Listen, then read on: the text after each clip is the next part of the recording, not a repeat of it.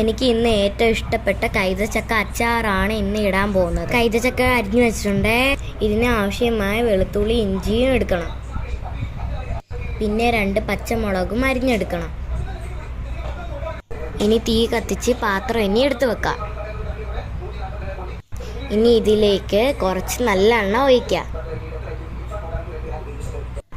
നല്ലെണ്ണ ആവശ്യത്തിന് മതി ഒഴിച്ചത്. ഇനി ഇതിലേക്ക് കടുകിടാം. ഇനി കുറച്ച് കരിയാപ്പില ഇടാം.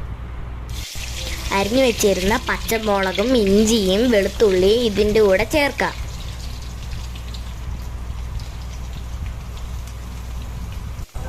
ഇനി നന്നായി ഇളക്കി കൊടുക്കാം.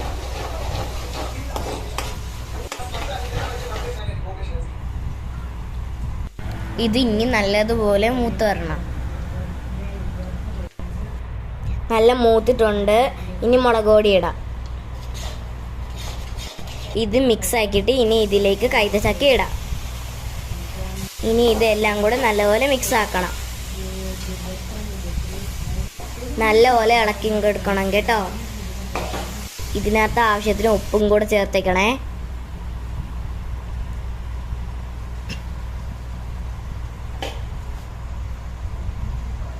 ഉലുവാപ്പൊടിയും ചേർക്കാമേ. കരിയാപ്പില ചേർത്ത് ഇളക്കി വെക്കണം. തീ ഓഫാക്കിയാൽ മതി. അച്ചാർ റെഡി. ഇനി നല്ല ടേസ്റ്റ് ആയിട്ടോ. ആരും ഉണ്ടാക്കി നോക്കണേ.